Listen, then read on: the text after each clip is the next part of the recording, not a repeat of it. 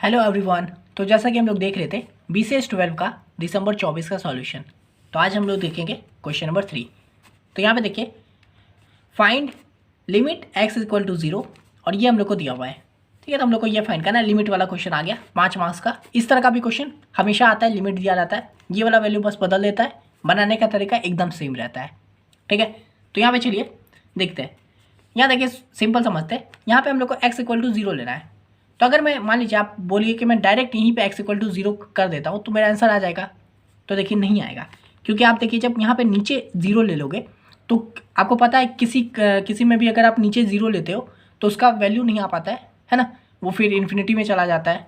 तो इसलिए हम लोग डायरेक्ट इसको सॉल्व नहीं कर सकते कि भाई डायरेक्ट यहाँ पे x इक्वल टू 0 कर दो, यहाँ पे भी 0 कर दो, वो नहीं कर सकते, है ना। तो ये नहीं हो पाएगा, इसलिए हम लोग यहाँ पे लिखे here direct substitution fails because it leads to indeterminate form 0 by 0, है ना। So we rationalizing the numerator for x is not equal to 0। ये सब चीज़ आपको लिखने की वैसे ज़रूरत नहीं है, चाहो तो लिख सकते हो, लेकिन आप डायरेक्ट लिखोगे कि भाई यहाँ पे we can't use x equal to 0 so we rationalise. ठीक है, तो यहाँ पर हम लोग क्या करेंगे, रेशनलाइज करेंगे ये जो ऊपर वाला पार्ट है उसको। ठीक है, तो ये हम लोगों ने एज इट इज़ लिख दिया है। फिर इज इक्वल टू, आपको पता है रैशनलाइज मतलब, इससे पहले हम लोग क्या किए थे, नीचे वाले वैल्यू के साथ रैशनलाइज किए थे। अब हम लोग को ऊपर वाले के साथ करना है। ठीक है, तो ये जो पहले वैल्यू है उसको एज इट इज़ लिखो, ये है ना। अब क्या करो, मल्टीप्लाई कर दो, ऊपर वाले वैल्यू के साथ कर रहे हैं तो आपको पता है क्या करना है, ऊपर वाले बस साइन बदल देना है। यहाँ पे माइनस है तो क्या करो, ऊपर नीचे प्लस वाले के साथ मल्टीप्लाई कर दो। तो यानी कि रूट अंडर एक्स प्लस 3, यहाँ पे माइनस है तो यहाँ पे प्लस हो गया, √3 डिवाइडेड बाय एक्स प्लस वही root under x plus 3 plus √3, ऊपर नीचे के साथ मल्टीप्लाई कर दो, है ना, बेसिक बात। चलिए मल्टीप्लाई करते हैं। तो यहाँ पे देखिए ये जो है इस चीज़ को, ये क्या हो गया, a माइनस बी और a प्लस बी नहीं हो गया। फिर से यहाँ देख रहे रूट अंडर एक्स प्लस 3 है, यहाँ पे भी रूट अंडर एक्स प्लस 3 है, यहाँ पे माइनस √3 है, यहाँ पे प्लस √3 है। यानी कि ये क्या बन गया हम लोग का, a प्लस बी और a माइनस बी। और आपको पता है a प्लस बी और a माइनस बी का फॉर्मूला क्या होता है, a square minus b square. तो यानी कि यहाँ पे a क्या है, √x प्लस 3 का स्क्वायर माइनस √3 का स्क्वायर, यानी यहाँ से यही बनेगा मल्टीप्लाई करने पे। तो ये क्या है, √x मतलब रूट से, मतलब यहाँ पे जो ये रूट है ये स्क्वायर से कट जाएगा, तो यहाँ पे क्या बचा, x प्लस 3 बचा, माइनस यहाँ से ये भी रूट कट गया, स्क्वायर कट गया, तो यहाँ पे क्या बचा, 3 बचा। तो ये हो गया x प्लस 3 माइनस 3। आपको पता है ना, ये जो रूट होता है और वो स्क्वायर होता है, यही बात सेम ही हुआ ना। अगर मैं, जैसे मैंने क्या बोला था, √3 को क्या बोलता है, 3 का पावर 1/2। तो अगर मैं इसको ऐसे करता हूँ और मल्टीप्लाई 2 करता हूँ तो वही बात हुआ, 2 के साथ मल्टीप्लाई होगा तो ये 2 ऊपर वाले 2 को कट कर देगा, तो अंदर क्या बचा, 3 बचा, समझे। इसलिए डायरेक्ट हम लोग का रूट स्क्वायर को कट कर देता है। तो यहाँ से क्या बचा, x plus 3 minus 3 divided bye ये x इन सब के साथ मल्टीप्लाई हो जाएगा, तो वही लिख दिया हूँ।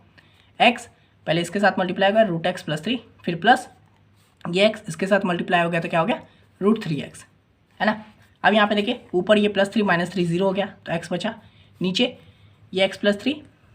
अब यहाँ पे देखिए इन दोनों में से हम लोग क्या कॉमन निकाल सकते हैं, नीचे वाले में से x कॉमन निकाल सकते हैं, तो मैंने x कॉमन निकाल दिया। अंदर क्या बचा, √x प्लस 3 और इधर क्या बचा, x कॉमन निकल गया, बाहर निकल गया, तो अंदर क्या बचा, √3, है ना। और ऊपर x था तो ऊपर वाला x नीचे वाला x को कट कर देगा, तो क्या बचा 1 बाय ये √x प्लस 3 प्लस √3, है ना, ये बचा। ठीक है, तो रेशनलाइज करके हम लोगों ने ये वैल्यू को लिया है। अब देखिए यहाँ पे अब हम लोग x का वैल्यू को 0 पुट कर सकते हैं, है ना, जो क्वेश्चन में था। तो नाउ लिमिट 0 मतलब लिमिट x इक्वल टू 0, ये वाला वैल्यू, है ना, यानी कि ये अब हम लोग इसमें वैल्यू को पुट कर सकते हैं, यानी कि equal to this is equal to, हम लोगों ने इसको सॉल्व करके क्या लाया है, तो ये लाए लिमिट x इक्वल टू 0। अब ये 1 बाय √x प्लस 3 प्लस √3, है ना। इसमें अब हम लोग x की जगह पे 0 पुट करेंगे, तो 0 पुट कर दिया x की जगह पे, बस। अब यहाँ पे क्या हो जाएगा, तो 1 बाई यहाँ पे ये √3 हो गया, फिर प्लस √3 प्लस √3 क्या होता है, 2√3 होता है, तो 1 बाय 2√3 हम लोग का आंसर आ गया, फाइनल आंसर, समझे। तो इस तरह से हम लोगों ने वैल्यू को पुट कर दिया। यहाँ पे देखिए स्टार्टिंग में कर नहीं सकते थे, 0 कर दे तो ये आता नहीं आंसर, है ना, इसलिए हम लोगों ने इसको रैशनलाइज किया, मल्टीप्लाई कर दिया, वैल्यू आया। उस वैल्यू को अब हम लोगों ने यहाँ पे लिखा मतलब कि दिस इक्वल टू दिस हम लोगों ने सॉल्व करके ले आए हैं। अब यहाँ पे x का वैल्यू 0 पुट करके आंसर। ठीक है, बहुत सिंपल, 5 मार्क्स का क्वेश्चन मिल गया, 5 मार्क्स। अब चलिए हम लोग 3 का बी नंबर देख लेते हैं।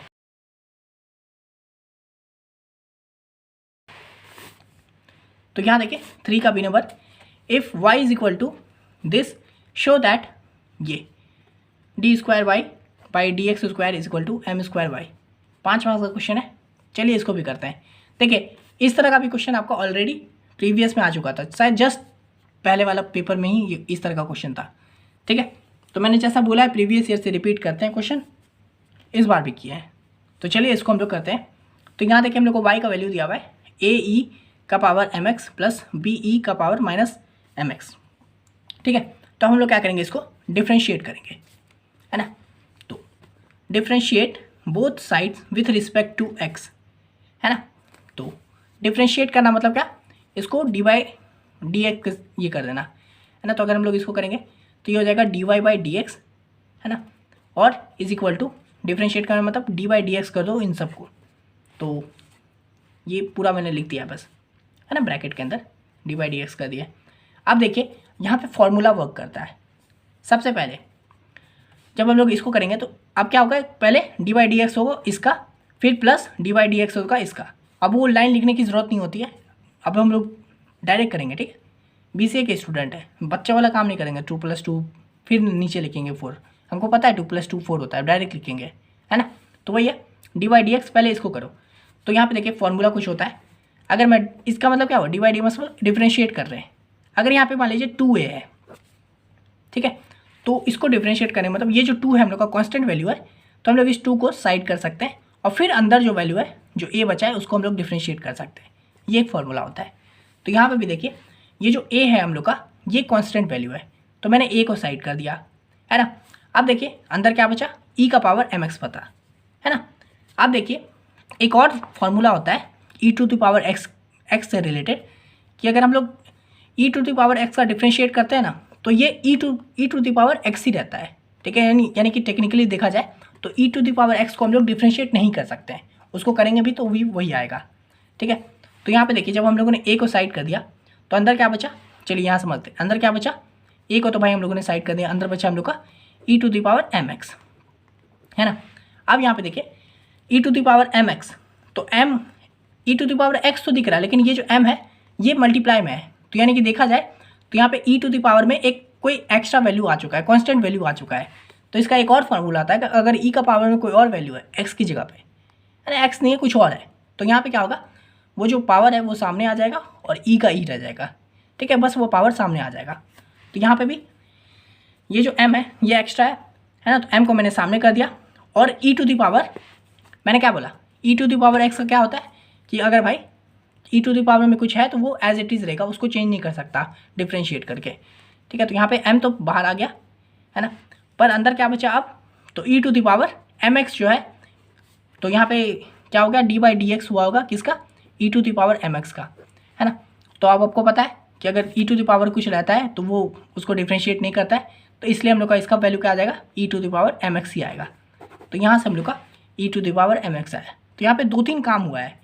पहले तो मैंने a को बाहर किया, फिर मैंने e to the power x के रूल के हिसाब से यहाँ पे m जो मेरे को मिला वो कांस्टेंट वैल्यू था, तो मैंने वो ये वाला फॉर्मूला के हिसाब से m को सामने लाया और उसके बाद फिर क्या बचा, तो अब ये टोटल बचा e to the power mx बचा। तो अब ये e to the power mx जो है उसको हम लोग डिफ्रेंशिएट करेंगे तो वो वही वैल्यू आएगा जो ऑलरेडी था, तो इसलिए हम लोग का यहाँ पे e to the power mx हो गया। सेम अब यहाँ पे देखिए माइनस हो जाएगा, ये प्लस है, क्यों होगा माइनस, क्योंकि ये m सामने आएगा, है ना। तो यहाँ पे भी फिर से वही डी बाई डी एक्स इसका होगा, b है b सामने आ गया, ये माइनस m है ना, वो भी सामने आ जाएगा, तो माइनस m यहाँ पे लिखते, इसलिए यहाँ पे देखिए प्लस माइनस माइनस हो जाएगा। यहाँ पे मान लीजिए माइनस m होता और यहाँ पे ये प्लस का प्लस रहता, तो प्लस माइनस माइनस हो जाता, तो ये माइनस हो गया, है ना।